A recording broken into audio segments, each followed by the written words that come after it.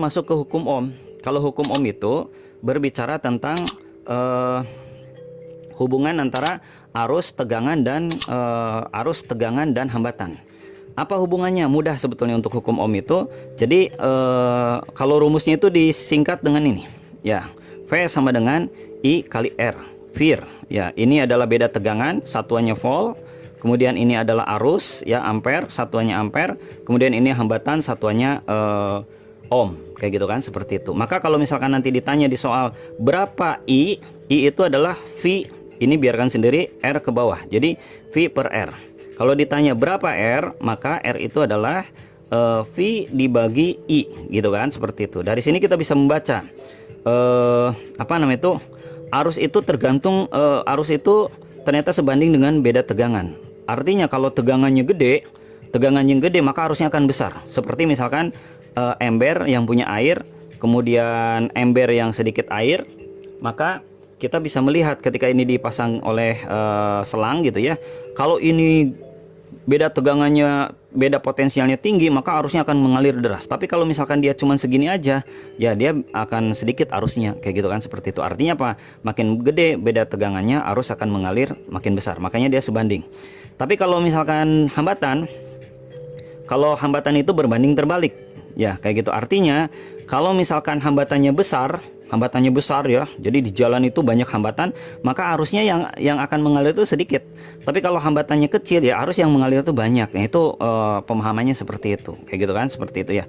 Jadi kunci di listrik dinamis itu VIR ya, kayak gitu kan, seperti itu ya. Kemudian untuk rangkaian, ada rangkaian yang seri. Kalau rangkaian seri itu tidak bercabang ya. Ini hambatan yang R tadi itu ya. Ini hambatan. Nah, ini rangkaian seri. Ini tegangan. Kayak gitu. Ini tegangan, ini R1, R2. Maka ini bisa diganti oleh satu buah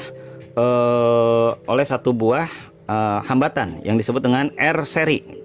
Apa R seri besarnya? R1 tambah R1. Jadi kalau di sini ada 2 ohm, di sini ada 3 ohm, ya sudah tinggal tambahkan aja 2 tambah 3 5 ohm, udah selesai. Kalau nanti ditanya di sini ada 12 volt, di sini ada 5 ohm, atau misalkan di sini mudah ya 10 volt ya, di sini ada 5 ohm, berapa arus yang mengalir ke sini? Maka tinggal gunakan I sama dengan V dibagi R. Artinya 10 dibagi 5 sama dengan 2 ampere. Ya, selesai, kayak gitu kan, gampang. Nah, kemudian yang berikutnya adalah paralel. Kalau paralel itu dia bercabang. Jadi dia ada cabangnya. Nah, ini cabangnya kayak gitu kan, seperti itu. Nah, ini kemudian ini ada beda tegangannya. Misalkan di sini itu adalah 2 ohm, di sini juga 2 ohm, maka berapa pengganti ini? Ini bisa diganti oleh RP. Ya, RP. Rumusnya adalah 1 per RP sama dengan 1 per R1 ditambah 1 per R2 dan seterusnya kalau banyak ya. Jadi kamu tinggal nambahkan ini kayak gitu. Artinya apa? Kalau ini di sini begini, ini nanti cara cepatnya gampang. Tinggal 1 per 2 ditambah 1 per 2. Nanti setelah sama pembagiannya sama, ya udah tinggal ditambahkan, nanti balikin gitu. Artinya gini, 1 per 2 ditambah 1 per 2 ini kan sama dengan 2 per 2 kayak gitu kan. Nah, ini kan 1 per RP kan ya, kayak gitu kan. Nah, kalau sudah dapat RP itu nanti dibalikin 2 per 2. Ya sama aja, ini kebetulan angkanya 1 ya. Karena harus dibalikin ya. Kalau misalkan di sininya 3 misalkan ya, 3 berarti kan 2 per 3 menjadi 3 per 2 kayak gitu. Kebetulan ini angkanya 1, jadi udah dapat 1 ohm. Kalau di sininya ada 10 volt, berapa arus yang mengalir di sini? Maka arus yang mengalir di sini adalah kembali lagi ke VIR tadi itu, P per R. Jadi 10 dibagi 1. Artinya Pak, 10 ampere. Jadi 10 ampere yang mengalir. Nanti ke sini akan dibagi. Ini tentu akan lebih kecil dari 10 ampere.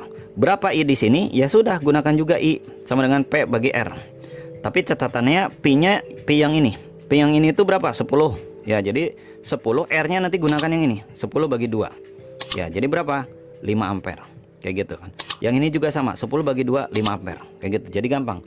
Jadi kuncinya adalah menggunakan rumus VIR. Kayak gitu ya, seperti itu. Nah, dari sini nanti